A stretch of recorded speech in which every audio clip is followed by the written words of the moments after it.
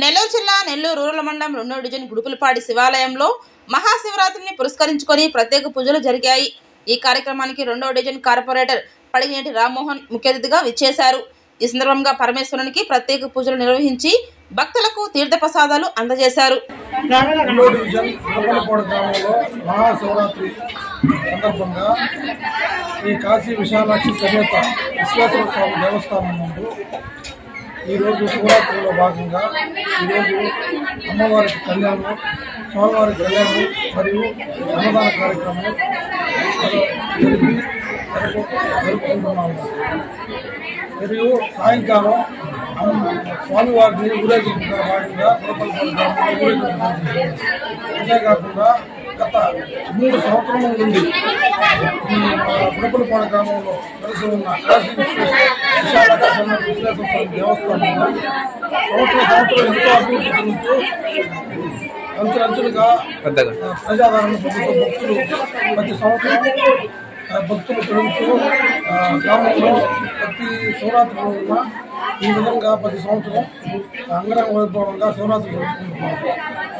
ఈరోజు సుమారు ఒక 1000 మంది భక్తులకు అన్నదాన కార్యక్రమం మరియు స్వామివారి కళ్యాణానికి వేలాదిగా ప్రజలు వచ్చి ఈ శివరాత్రిని అంగరంగ వైభవంగా జరుపుకోవడం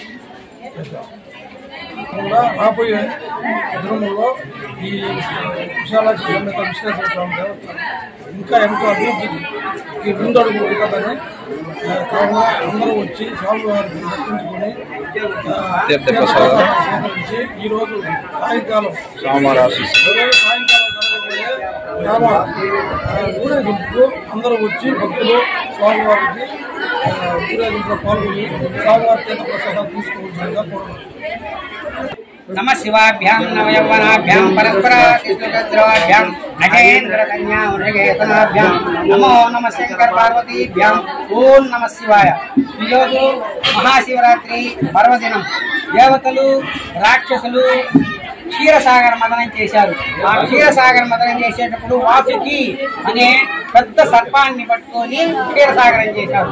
క్షీరసాగరం చేసేటప్పుడు దేవతలందరూ ఏపడుతున్నారు, దేవతలందరూ ఒక సైడ్ రాక్షసులంతా అప్పుడు క్షీరసాగరం చేసేటప్పుడు అందులో నుంచి రకరకాలవన్నీ పుట్టుకుంటాయి। పుడితే వాటిని అన్నింటినీ పక్కన పెట్టి ముఖ్యంగా అక్కడి నుంచి అమృతం ఉంటుంది, అవన్నీ వస్తాయి పక్కన పెట్టేస్తాం।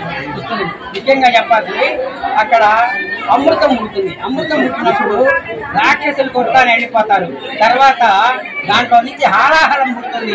ఆ హాలాహలం పుట్టినప్పుడు దీన్ని నువ్వు తీసుకో అన్నప్పుడు ఎవరు భరించలేక చేతులు ఎత్తేస్తారు। అప్పుడు మహాశివుడు దాన్ని తీసుకొని ఆ హాలాహలాన్ని ఎత్తుకొని మింగేస్తాడు।